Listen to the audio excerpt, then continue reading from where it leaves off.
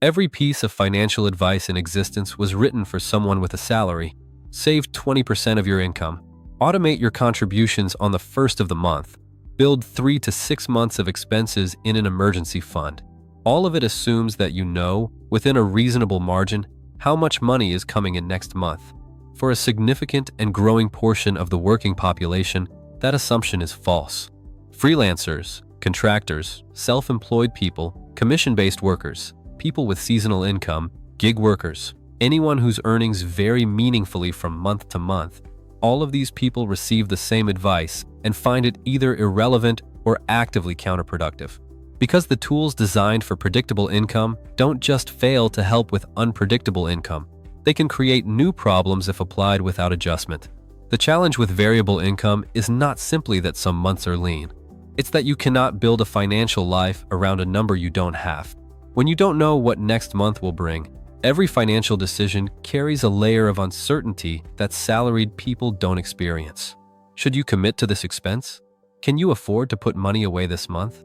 Is the good month you just had a signal of things to come, or an outlier you shouldn't plan around? These questions are not abstract.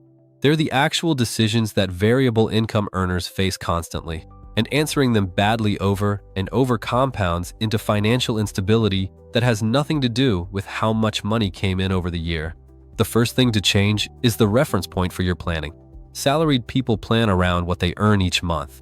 Variable income earners need to plan around something different, specifically the floor of what they earn in a bad month. Not the average, not the good month. The floor. Because the floor is the only number you can actually count on. If your income ranges between $2,000 and $8,000 depending on the month, your financial life needs to be structured to function at $2,000. Everything above $2,000 is a resource, but it's a resource you manage separately from your baseline commitments. This means your fixed expenses, rent, utilities, insurance, any debt payments, phone, everything that recurs regardless of how your month goes. These need to total less than your floor income, ideally significantly less, because within your fixed expenses you also need to account for the saving and buffer building that makes the system resilient. If your fixed obligations consume your entire floor income, you have no room to breathe in a bad month and no way to build any kind of financial cushion. Getting fixed expenses below floor income is the structural prerequisite for everything else to work. If that's not possible with your current fixed commitments, addressing the largest ones is the first financial priority before anything else. Once your structure is built around the floor, every dollar above the floor has a job. This is where variable income earners have an advantage that salaried people don't have, which is that good months produce surplus, and surplus is an opportunity that a fixed salary never provides. But surplus only functions as an advantage if it's allocated deliberately rather than absorbed into lifestyle inflation or spent in a way that doesn't compound. Most people with variable income spend at the level of their recent months, which means they spend freely when things are good and feel squeezed when things are lean. The income is variable, but the spending tracks the income, which means the variability passes through without ever building anything stable. The allocation system for surplus months works like this. When income comes in above your floor, you divide it into categories before any of it becomes generally available. The first category is the buffer fund. This is not an emergency fund in the traditional sense. It's an operating buffer specifically designed to cover your fixed expenses during low-income months without touching savings or going into debt. The buffer fund target is 3 to 4 months of fixed expenses. That means if you have a genuinely terrible stretch, maybe work dries up for a few months, a project falls through, a client disappears, you can still pay your rent and your bills without crisis. Until this buffer is fully funded, a meaningful percentage of every above-floor dollar goes here first. Not all of it, because that's unsustainable psychologically, but enough that the buffer builds at a real pace. The second category is taxes. This is the most commonly neglected element of variable income financial management, and its neglect is one of the main reasons variable income earners end up in serious financial trouble even after good income years. If your income comes without automatic tax withholding, which is true for freelancers, contractors, and the self-employed in most countries, you owe taxes on everything you earn. And those taxes come due on a schedule that is easy to ignore during the month you're earning, but extremely expensive to miss. Setting aside a percentage of every payment you receive, immediately and without exception, into a separate account designated only for taxes is not optional. It's as mandatory as paying rent. The percentage varies by your tax situation and location, but having a rough estimate and consistently reserving it is far better than spending everything and hoping the math works out at the end of the year. It almost never does. The third category is your forward investment. This is the savings, the investment account, the pension contribution, whatever the long-term building looks like for you. Variable income earners often skip this entirely during lean months, which is understandable, and compensate by contributing large amounts during good months, which is better than nothing but creates a patchy record. The system that works better is a small fixed minimum that goes to investments regardless of the month, supplemented by a larger variable contribution during above-floor months.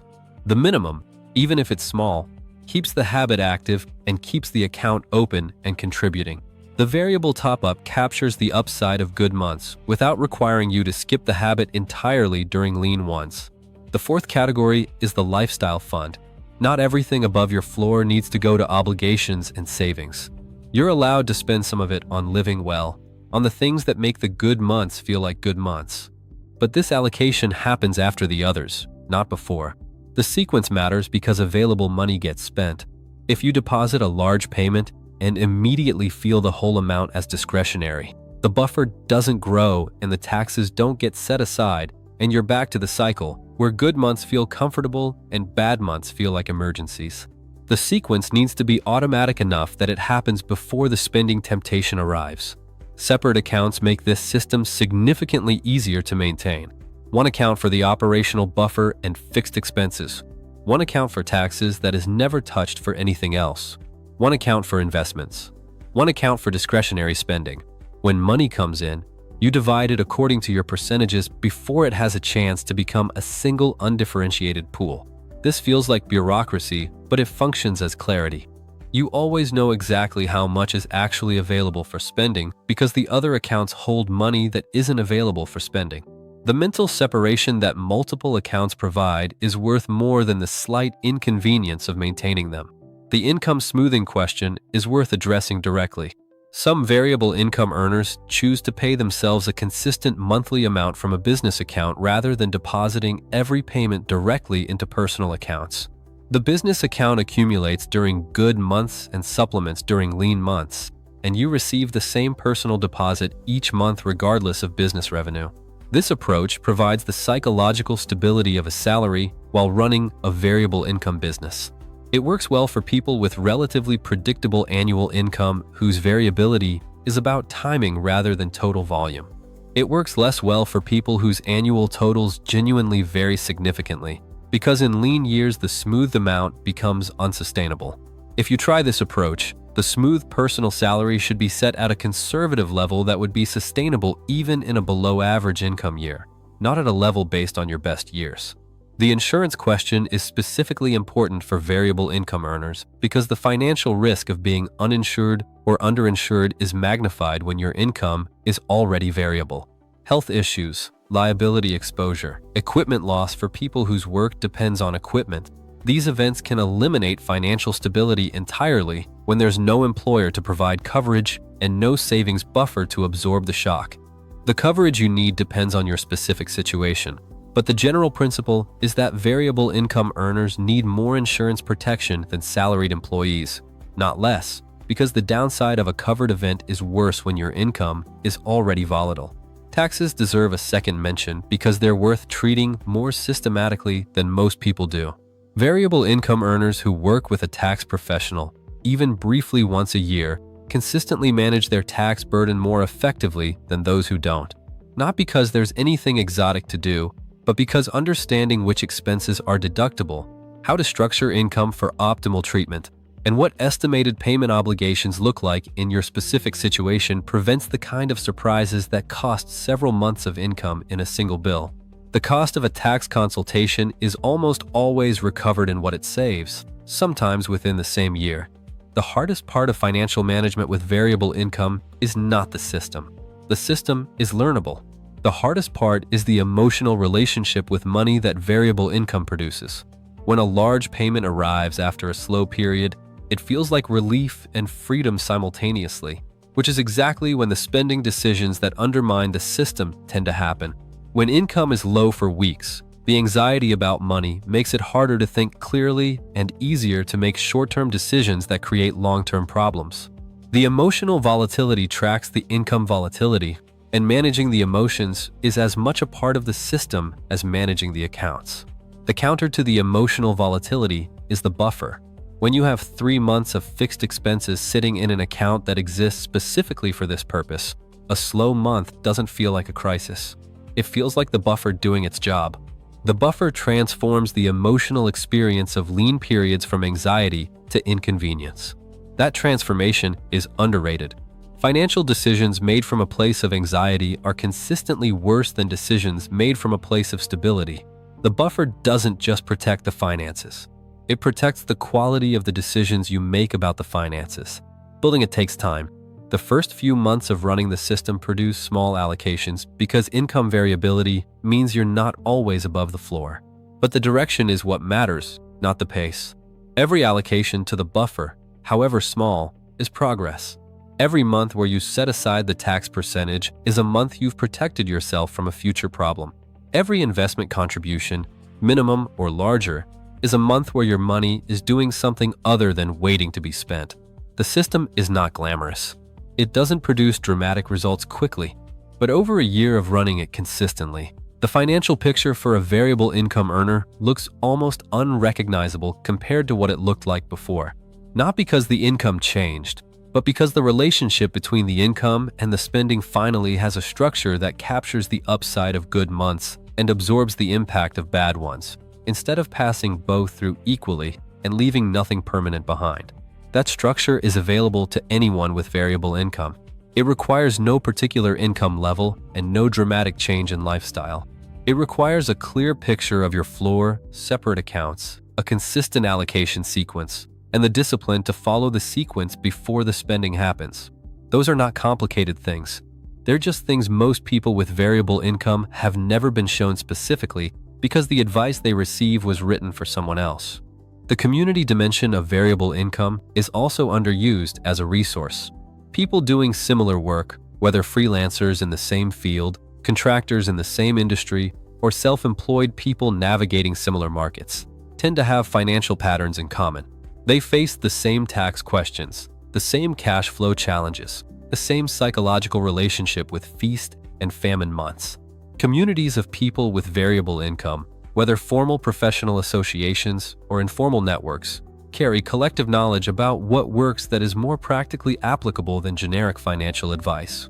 Finding your version of that community and being willing to share both the questions and the answers is one of the faster ways to improve the practical side of managing variable income.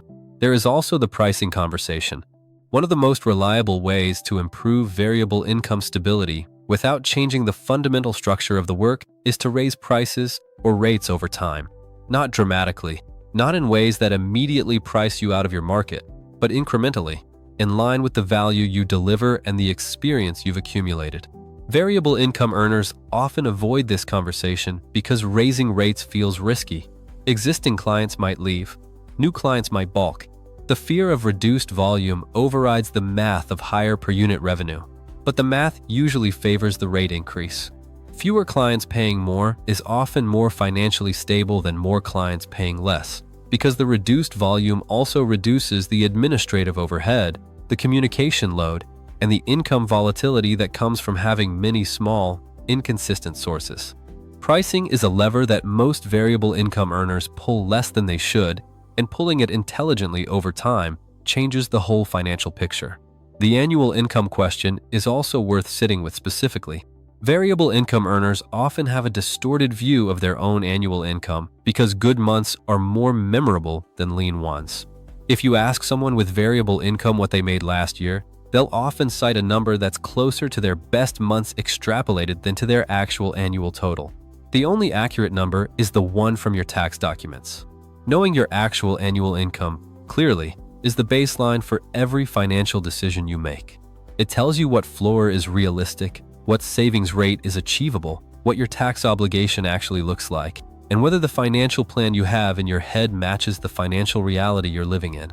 Running the system for a full year and then reviewing it honestly produces information that no amount of planning in advance can generate.